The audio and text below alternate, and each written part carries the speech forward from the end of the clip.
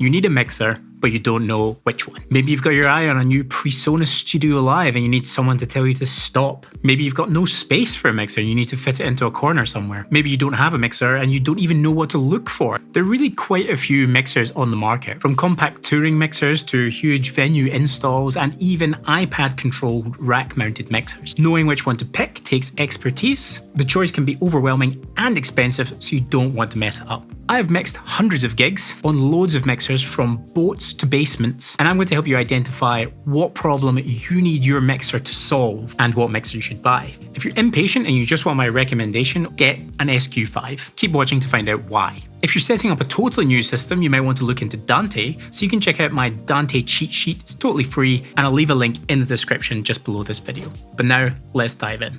Section 1. Do you currently have a mixer? If yes, skip Section 2.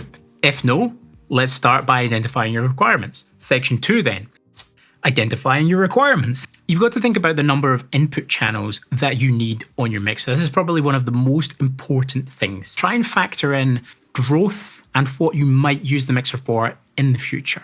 If you have a band which only has 10 input channels right now, buying a mixer with 10 input channels might be a little conservative. What if you end up adding a keyboardist later on? Or if you have a venue which is just doing really simple bands just now, and you think 16 channels is enough, but then you get one touring act that you book that you think is going to be an amazing gig, and you find out that you don't have enough channels for them, you need to rent in a whole other mixer. Think about channel count. Similarly, if all you're going to do is have 4 people stand on the stage with microphones and you're going to do interviews, corporate, that sort of thing, you probably don't need a huge 32-channel mixer. So think about the number of microphones that you're going to plug in and think about how you want to plug them in. Do you want to have a digital stage box, or do you want to just plug them into the back of the mixer? If you're going to connect playback, a laptop, any wireless microphones that you might have, I would recommend getting more inputs than you need. Next, you've got to think about the cost and the cost of space. If you're running a music venue, probably everyone wants to have a D-Live S7000 or something like that. One of these huge mixing consoles with loads and loads of power and loads of I/O. But realistically, you need to get something which does the job and fits within your budget. So if you're not a huge venue, you probably don't need that. And honestly, if you're thinking about buying that, you probably don't need my advice. Think about the physical footprint as well. How much space do you have for a mixer at front of house? A full-sized M32 or X32 takes up quite a large amount of space, but you get the smaller rack-sized versions of them, which take about half the amount of space, but give you pretty much the exact same functionality. You also want to think about the processing that you have available inside the mixer. Almost every mixer nowadays has compression, EQ, etc. on every single channel. But think about things like auto mixers. Not every mixer has an auto mixer built in, but if you're going to be mixing a lot of talking head stuff on a stage, whether that is, church services or conferences or anything like that, you probably want to have an auto mixer. You probably also want to think about groups, pop groups, DCA groups, how easy they are to sign, usability, that sort of thing.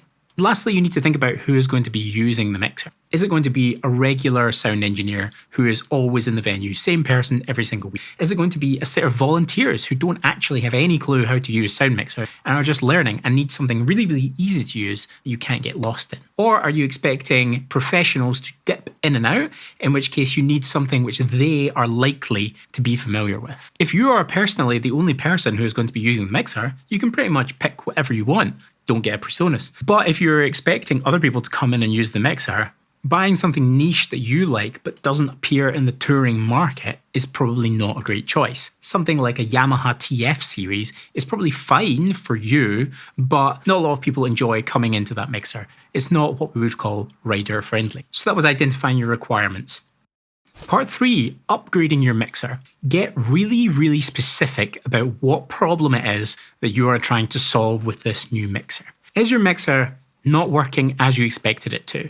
Does it maybe just need a service? In which case, you probably don't need a whole new mixer. Is there dreadful support for your mixer and you can't get it to a service when it breaks? Maybe you do need a new mixer. Are you running out of channels when you get bands coming in? If you have something like a Yamaha QL1, it is locked at 32 channels of input. If you get a band that turns up with 36 channels of input, it doesn't matter how many extra stage boxes you add to the setup, you cannot physically assign more than 32 channels into that mixer. Same is true of the M32 and the X32 mixers. Locked at 32 input channels, you need to start stepping up to larger mixers. You also need to be really real with what your problem is, because I read this on Reddit recently that someone was asking if buying a new mixer would solve microphone dropouts, and that just shows a lack of understanding of the topic. Is the problem the mixer, or is the problem you?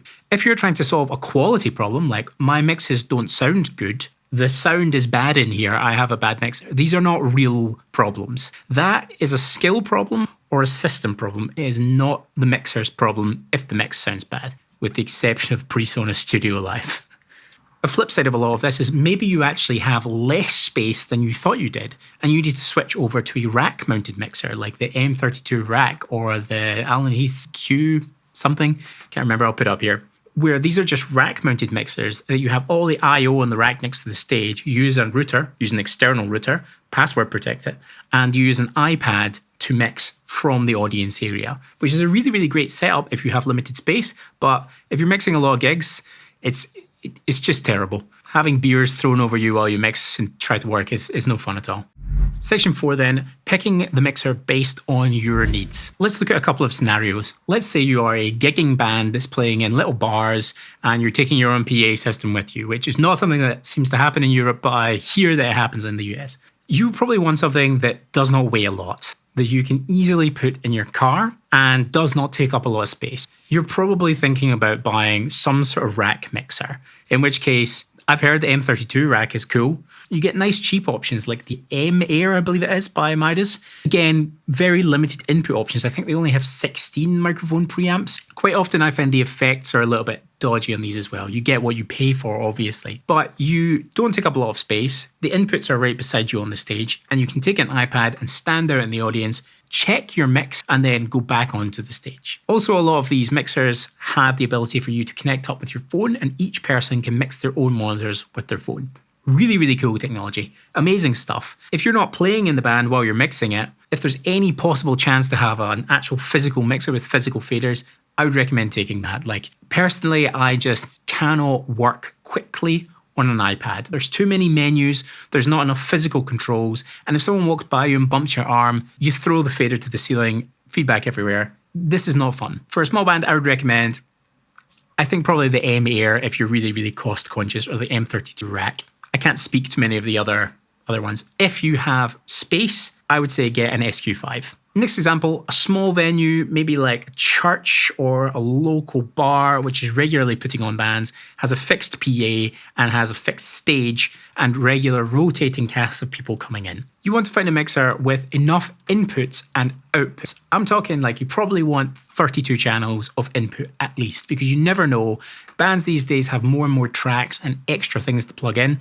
Go with 32 minimum. You also want enough outputs so that you can get sound to the PA and also to wedges. Think about if you're going to use in-ears. Often when people use in-ears, they like to have it in stereo.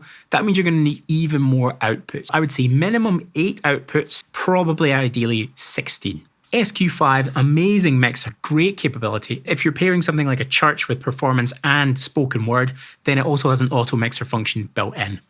Fantastic mixer. If this was useful so far, please subscribe to the channel. I'll get loads more useful videos for you.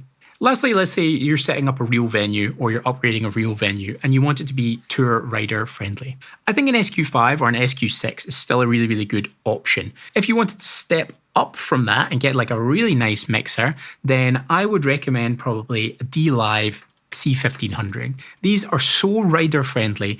People are going to come in and say, I know this mixer, I can use this. They probably have show files from it. The only caveat with a more powerful mixer like that is it doesn't have a lot of local input. If you're connecting stuff up locally, that is on the physical mixer itself, then it only has about 6 or 8 inputs, I think. You need to have a stage box on the stage and run a cat cable to that stage box. Editing me here, D-Live series consoles cannot function without a proper D-Live series stage box. I might have given the impression that you could use them without a stage box. You can't. So if I had to recommend one mixer that fits everyone here, I would probably recommend the SQ5. I think it is the perfect marriage of compact lightweight, physical inputs on the back of the mixer, enough outputs, enough input channels, plenty of processing, auto mixer, and lots of great expandable output options. Leave a comment down below, let me know what mixer you're using, and I'll leave a video up here, which is a routing guide for the M32 and X32, which has been really, really useful. Until next time, goodbye.